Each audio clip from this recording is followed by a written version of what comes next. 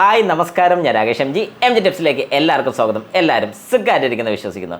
ഇന്ന് ഞാൻ പറയാൻ വന്നിരിക്കുന്ന ഒരു കാര്യം എന്ന് പറഞ്ഞാൽ, കമ്പനി പറയുന്ന ഫ്യൂവൽ എഫിഷ്യൻസി അല്ലെങ്കിൽ കമ്പനി പറയുന്ന മൈലേജ് ഒരു കാരണവശാലും നമുക്ക് കിട്ടുന്നില്ല. അല്ലെങ്കിൽ പ്രത്യേകിച്ച് പറയാനാണെങ്കിൽ കമ്പനി പറയുന്ന മൈലേജിൻ്റെ നേർപകുതി മാത്രം നമുക്ക് കിട്ടുന്നുള്ളൂ. എന്തുകൊണ്ടാണ് ശരിക്കും ഇത് സംഭവിക്കുന്നത്? അല്ലെങ്കിൽ എന്തുകൊണ്ടാണ് കമ്പനി ഇത്രയും മൈലേജ് പറഞ്ഞിട്ട് നമ്മുടെ വാഹനത്തിന് അതിൻ്റെ ഒരു പകുതി പോലും കിട്ടാത്തത്?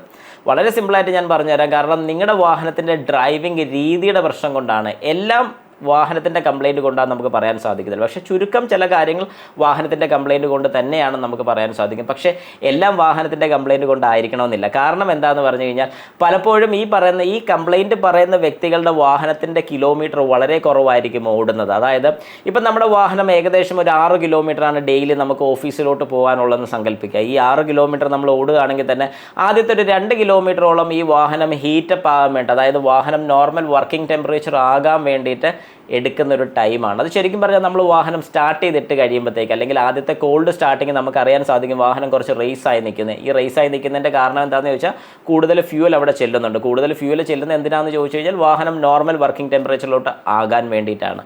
അപ്പം ബാക്കിയുള്ള ഈ 2 കിലോമീറ്റർ കഴിഞ്ഞാൽ പിന്നെ 4 കിലോമീറ്റർ. ഈ 4 കിലോമീറ്റർ നമ്മൾ കൂടുതൽ ഓടുന്ന സിറ്റി ഡ്രൈവ്സിലൊക്കെയാണെന്നുണ്ടെങ്കിൽ, സിറ്റി കൂടെയൊക്കെയാണ് ഓടിക്കുന്നതെങ്കിൽ ഏകദേശം നമുക്കൊരു സ്പീഡ് ഗെയിൻ ചെയ്യാനും സാധിക്കത്തില്ല, ടോപ്പ് ഗിയേഴ്സിലോട്ട് പോകാനും സാധിക്കത്തില്ല. അങ്ങനെ വരുന്ന സമയത്ത് നമ്മൾ RPM കൂടുതൽ എടുക്കുന്നുണ്ട്.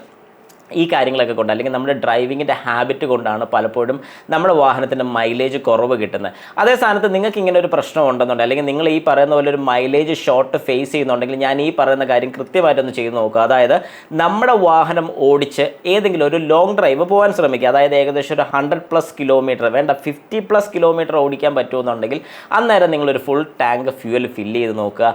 അതിനുശേഷം ഈ പറയുന്നത് പോലെ ഏകദേശം 50 കിലോമീറ്റർ അല്ലെങ്കിൽ 60 കിലോമീറ്റർ എത്രയാണെന്ന് വെച്ചാൽ ഓടുക. അതിനുശേഷം ഒന്നുകൂടെ ഫുൾ ടാങ്ക് ഫില്ല് ചെയ്യുക.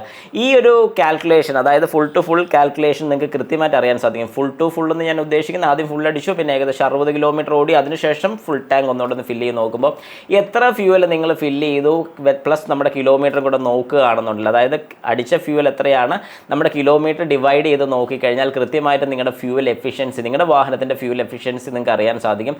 അന്നേരം നിങ്ങൾക്ക് ഉറപ്പിക്കാൻ സാധിക്കും നിങ്ങളുടെ വാഹനത്തിൻ്റെ മൈലേജ് കുറവാണോ അതോ ഓടിക്കുന്നതിൻ്റെ രീതി കൊണ്ടാണോ. ശരിക്കും ഞാൻ ഈ പറഞ്ഞ പോലെ ഒരു ലോങ് ഡ്രൈവ് പോയി നോക്കുക. ലോങ് ഡ്രൈവ് പോകുന്ന സമയത്ത് പോലും നിങ്ങൾക്ക് ഈ പറയുന്നൊരു മൈലേജ് കിട്ടുന്നില്ല, അല്ലെങ്കിൽ ഫ്യൂവൽ എഫിഷ്യൻസി കൃത്യമായിട്ട് കിട്ടുന്നില്ലെങ്കിൽ നിങ്ങൾക്ക് ഉറപ്പിക്കാൻ നിങ്ങളുടെ വാഹനത്തിൻ്റെ കംപ്ലയിൻ്റ് ഉണ്ട്. അതായത് ഈ പറയുന്ന പോലെ ഒരു മൈലേജ് കിട്ടാത്തതിൻ്റെ വാഹനത്തിൻ്റെ കംപ്ലയിൻ്റ് ഉണ്ട്. ഉറപ്പായിട്ട് അത് കൊണ്ട് കാണിച്ച് ചെക്ക് ചെയ്ത് ക്ലിയർ ചെയ്യേണ്ട അത്യാവശ്യമുള്ളൊരു കാര്യമാണ്. കാരണം അത് വെച്ചുകൊണ്ടിരുന്നു കഴിഞ്ഞാൽ വാഹനത്തിന് പണി കിട്ടാനും നിങ്ങൾക്ക് കൈനഷ്ടം ഉണ്ടാകാനുള്ള ചാൻസസ് വളരെ കൂടുതലാണ്.